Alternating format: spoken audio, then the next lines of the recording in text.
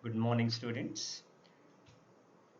Welcome to the sixth semester academic year 21 and 22.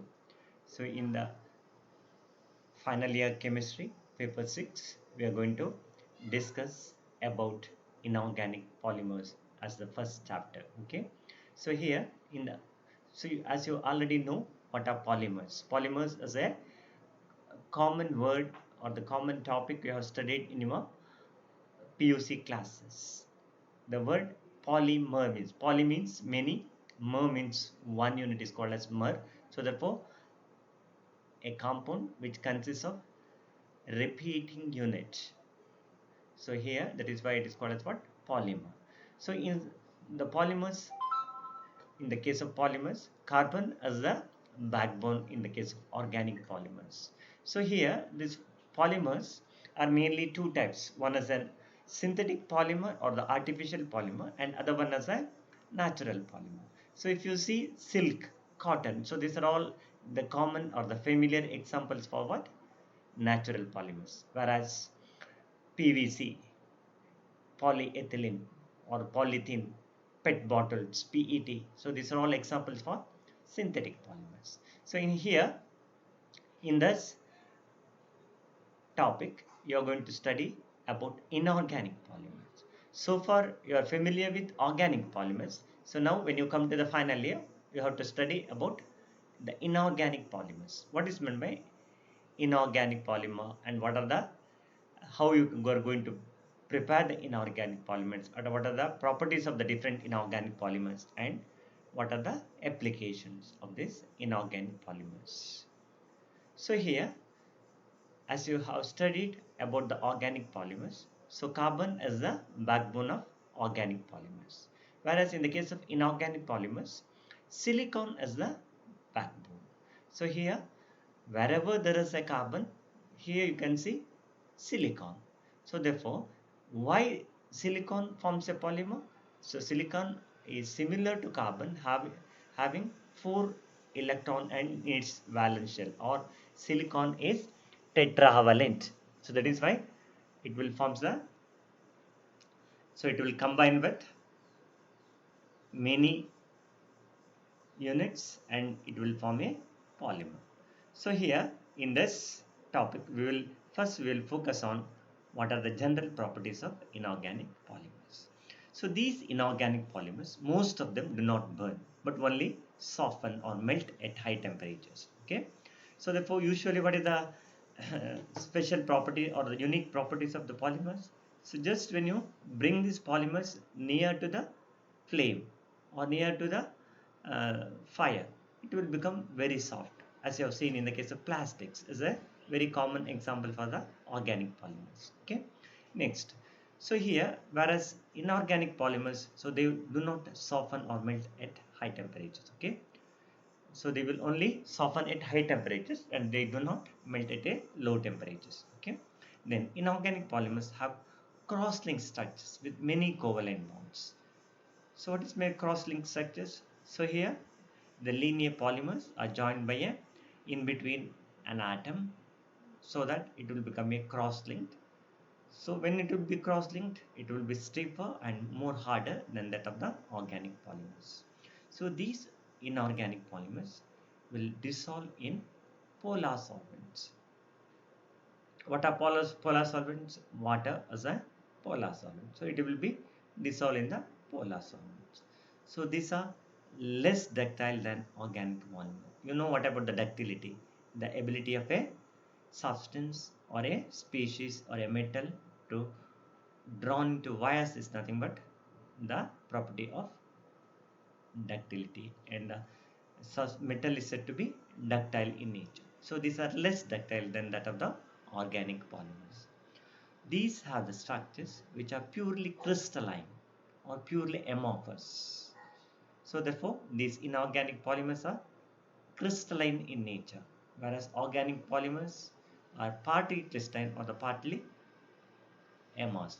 So these are either purely crystalline or purely amorphous. Then these are generally stronger, harder, and brittle. So that is why these syntax signs you might have seen in your houses. So they are all prepared from what? Silicons or inorganic polymers. They will be very, very strong. It will be resist to a very high temperature. Then, what are silicons? So the first one is inorganic polymer. You have to study is a silicon. It's very, very important, and it is a common and it's a guaranteed question in the question paper, which carries 4 to 5 marks. What are silicons? How do you prepare silicons? Write their applications. So this is a usual question in the question paper. Okay. So therefore silicons. What are silicons? So silicons are nothing but it will contain SiO(S). SiO(Si) linkage. So that is the basic or the fundamental unit of silicons. What is the general chemical formula for silicon? It is a R2SiON.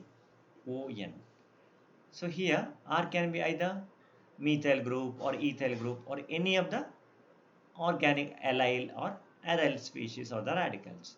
So here, so therefore here when you substitute R by CH3 or the methyl groups in the case of R2SiO, so the structure of this compound is what? Silicon polydimethyl siloxane, or it is abbreviated as PDMS.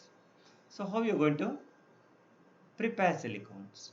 Silicons cannot be directly prepared by silicon tetrachloride or SiCl4 as the starting material.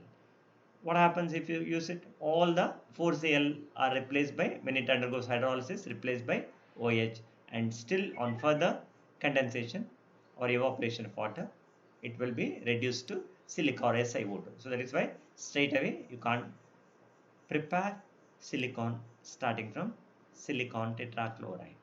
So therefore you can prepare starting from either from dichlorosilane or trichlorosilane or monochlorosilane. What are silanes? Silanes are nothing but what? SiH4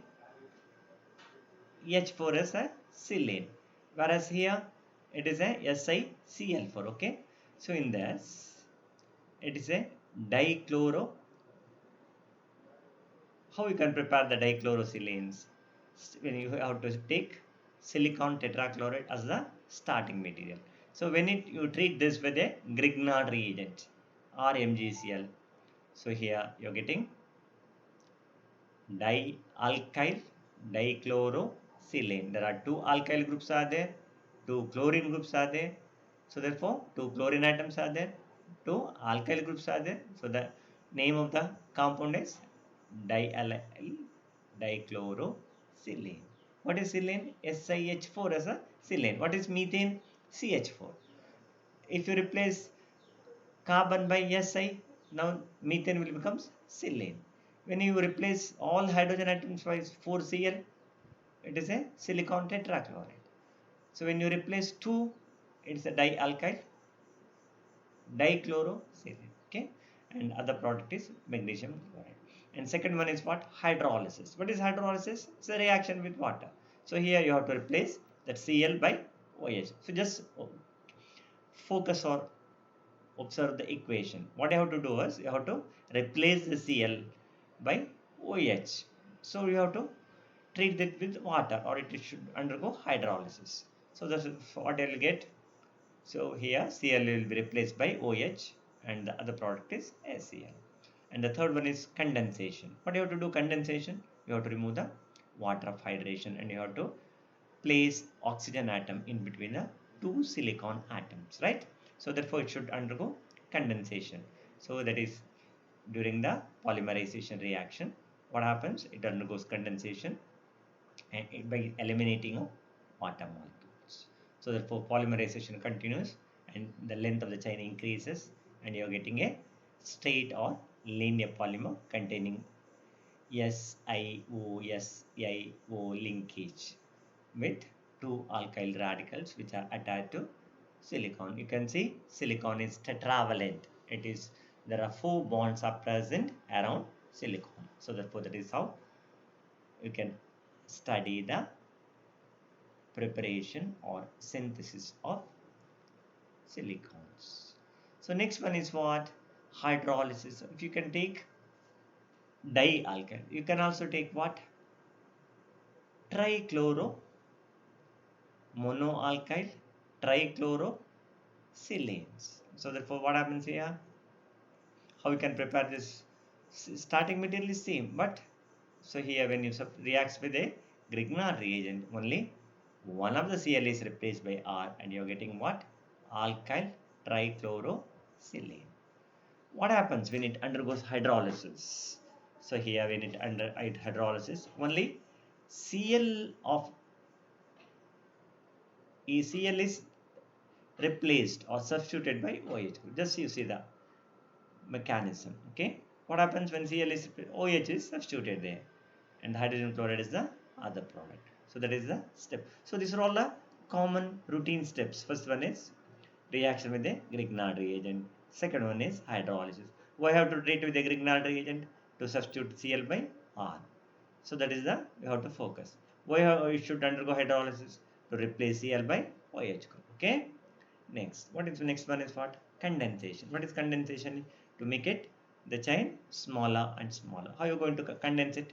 By the reaction with water. Okay. What happens when it reacts with water? So here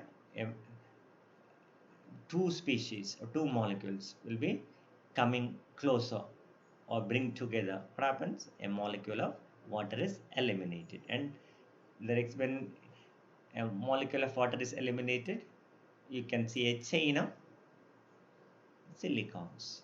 Similarly, if you want to cross-link it in the two layers, so you have to attach to the sideways. What happens here? You're getting a two-layered. First one is a linear polymer. Second one is not a linear. It is a chain polymer. Okay, cross-linked polymer. Then, so therefore, finally, so this is how you get a cross-linked polymer. So therefore, R may be an alkyl group or aryl group in the case of silicones. So it's a very, very important topic. It's a 100% guarantee question in the question paper, because nothing is there in the question paper to ask from the inorganic cell polymer. So therefore, it is a usual question in the question paper. It's a very, very important as this topic is considered. Okay. Next, what are the properties? Silicon oils are highly stable and non-volatile on heating. So therefore, it is used as a lubricating. If you take it in a high temperature, reactions or in the pumps, so oil won't evaporate or volatilizes. Okay, silicons do not become more viscous on cooling, so it won't be solidified easily. Silicons are water repellents and are good insulators. So here they are water repellents. Water do not react with that. So therefore it is water repellent and they are insulators. Silicons retain plasticity even at low temperature and resist chemical attacks. So therefore most of the chemicals which are highly corrosive will be stored in this in this type of containers containing are prepared from the silicon. Silicons are fluids. Silicon fluids are non-toxic. Silicons have excellent resistance to oxygen, ozone, and UV light. What are the uses of silicons? Silicons are used for the high temperature oil bath, high vacuum pump, and it is also used for the low temperature lubrication. It is used for the waterproofing and electrical condensers. Why waterproofing? Water do not react with it. They are water repellents. So that is why they are using for waterproofing. Okay. Then mixed in paints to make them damp resistant. What is damp resistant? It does not undergo any corrosion or nothing will be sticking to the surface of the material which is coated with a silicone. Therefore, it is mixed in a paints. Then anti-foaming agents. You can't expect a foam formation. Okay. So therefore, or the bubbles or the froth. So therefore, it is used as an anti-foaming agent. It's also used in the construction industry. Why it is used in the construction industry? It is used as a coating material, or it is used to protect from the fire, or it is used as a glazing seals to get a shining structure, or it is in the automotive industry where it is used for the gaskets or a external trim. So that completes what? Silicones. So next we will switch on to the next one is what? Fluorocarbons. What is fluorocarbons? So here where Hydrocarbon is containing hydrogen. Fluorocarbon is nothing but it contains what? Fluorine. Instead of hydrogen, when fluorine is substituted, that is fluorocarbon. So easy, right? So what are fluorocarbons? So fluorocarbons are nothing but hydrogen atom of the hydrocarbon or replaced or substituted in organic molecule either completely or partially. You're getting a fluorocarbons. So the typical example for this is C8F18, C6F12, CClF3, CCl2F2. So these are all called as what? Freons. Freon 1, 2. Freon 1, 2. Then CCl3F. Then Teflon, C2F4 n times. So these are all the common example for what? Fluorocarbons. How do you going to prepare these fluorocarbons? So it's a very easy. What I told you, how you can start the fluorocarbons? Just replace hydrogen of the hydrocarbon by fluorine, you're getting a fluorocarbon. So take any hydrocarbons. If you take benzene as the starting material and when you pass fluorine to that, what happens?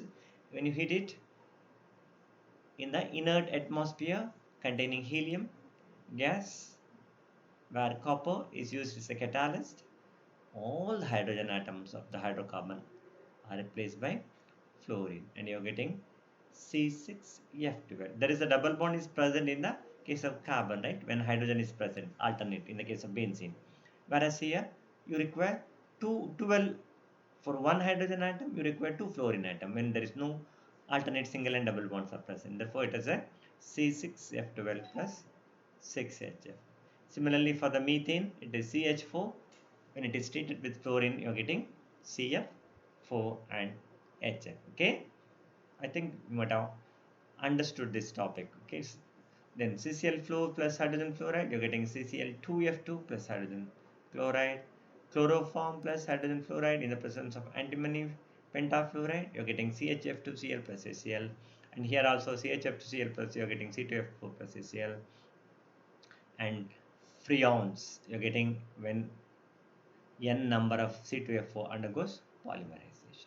So this is how you can represent the structure of CF4. Okay. Next, what are the uses? They are used as lubricants. They are used. So these are used for chlorofluorocarbons are used as CCl3F, CCl3F3, CCl2F2, and they are also used as in the refrigerants. Okay. Next one is what? So they are also used as anesthetics. CF3, CHBr, and other. So they are used as an anesthetic. So while in the surgery or where anesthesia is giving, so here this compound is used as an anesthetic. Okay. Then so these are also used for preparing tetrafluoroethylene. Teflon is used for the construction of chemical plants. Then certain perfluoroorganics are used as a synthetic blood for small mammals. Several drugs and agrochemicals contain 1-fluorine or trifluoromethyl group. So here, so it is used as an anti-cancer drug. So 5-fluorouracil is used as an anti-cancer drug. Next one is what? Phosphonitric halides. So that we will see in the next